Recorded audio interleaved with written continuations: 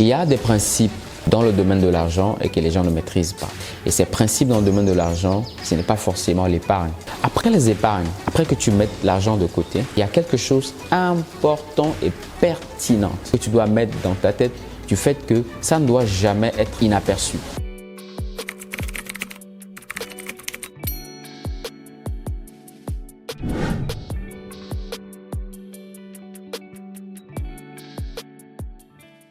Il y a plein de personnes qui sont salariées, businessmen, entrepreneurs, mais qui soifent toujours à trouver leur pain quotidien. Il y a des gens apparemment qui ont des salaires, des contrats, des gros contrats, des salaires énormes, mais qui n'arrivent jamais à joindre les deux bouts. Il y a des gens que vous allez voir aujourd'hui à des gros salaires en Afrique, mais ceux qui ont des petits salaires construisent des maisons et puis ils vivent leur pleine vie. Mais ceux avec de gros salaires n'arrivent pas. En fait, le salariat, un jour, ça peut tomber. Un jour, tu peux te lever le matin et ton patron te dit que bon, voilà, aujourd'hui on a une faille dans l'entreprise, je pense que tu seras viré. Et plein de personnes qui ont cet esprit de dire, ok, bon, je touche au moins 1 million chaque mois, donc là, j'ai pas de problème. Je sais que chaque fin du mois, je l'aurai.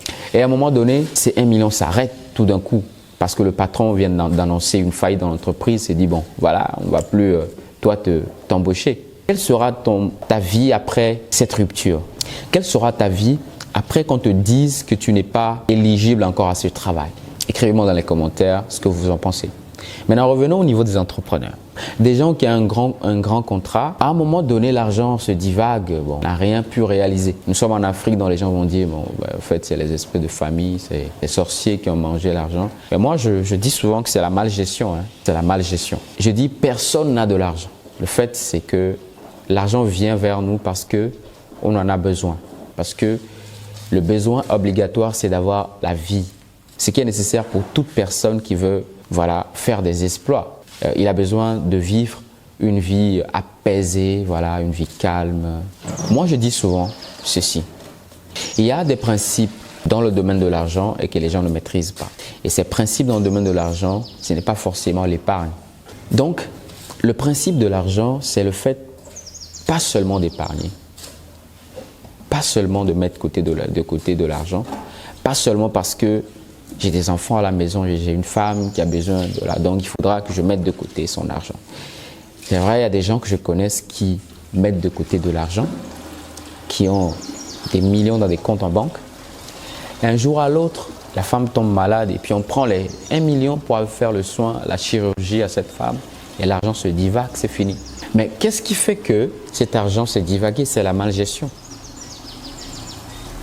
C'est pourquoi, après les épargnes, après que tu mettes l'argent de côté, il y a quelque chose d'important et pertinent que tu dois remarquer, que tu dois mettre dans ta tête. Que tu dois mettre dans ta tête du fait que ça ne doit jamais être inaperçu. Il ne faut jamais oublier, négliger ce point important. C'est l'investissement. L'investissement, c'est une source de multiplication de l'argent. L'investissement te permet de non seulement épargner de l'argent, mais de l'investir. Et quand tu investis cet argent, ça te donne la possibilité de multiplier tes revenus. Et quand tu multiplies tes revenus, ce qui veut dire que tu auras beaucoup plus d'entrées d'argent. Et quand tu as beaucoup plus d'entrées d'argent, tu te laisses moquer parce qu'il y a des gens qui sont là pour juste se moquer de toi, qui disent, bon voilà, il n'a pas d'argent, il est sale, voilà. Mais toi, tu sais ce que tu es en train de faire.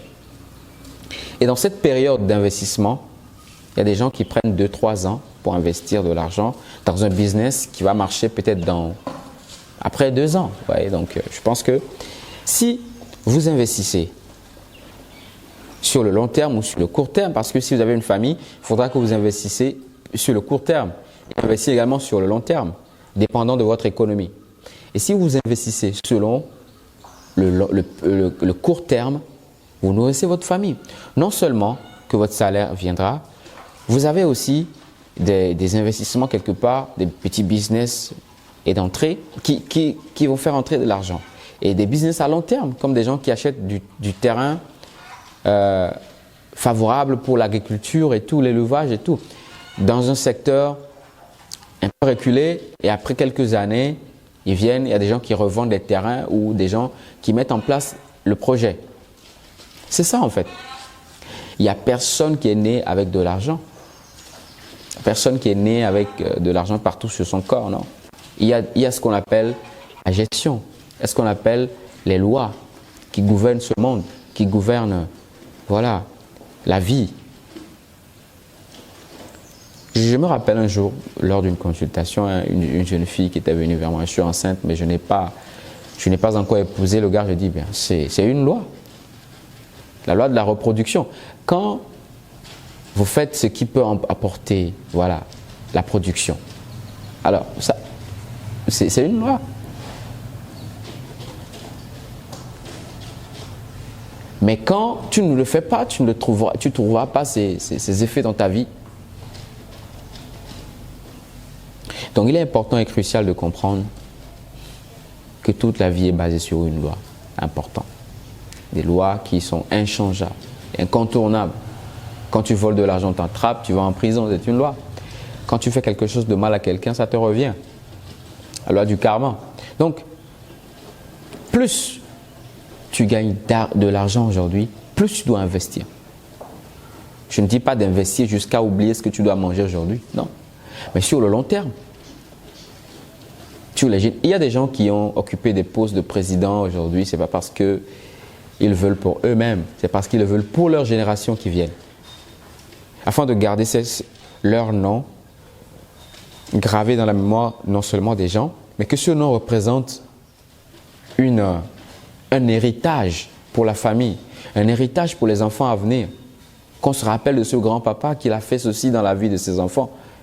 Et qu'à travers de ce nom-là que moi je porte aujourd'hui, mon grand-père a la chance, ou j'ai la chance d'avoir un grand-père comme tel, un père comme tel. C'est un investissement.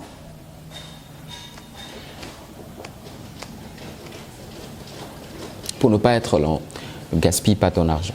Si tu es jeune aujourd'hui, tu entreprends, tu fais quelque chose ou pas, tu es salarié ou bon voilà. Une fois que l'argent tombe dans tes mains, il faut pas seulement épargner, mais investir intelligemment dans des business qui marchent bien, dans des types, des types d'investissements qui marchent bien, que tu maîtrises bien d'ailleurs. Voilà. Alors pour ne pas être long, je pense que vous avez compris vraiment mon idée que j'ai émise dans cette vidéo. Je pense que ça vous fera également du bien, ça me fera également du bien de vous entendre dans les commentaires parler de ce que vous avez compris, de ce que vous n'avez pas compris. Qu'on soit dans ce débat infini dans les commentaires. Je crois en vous et à tout à l'heure.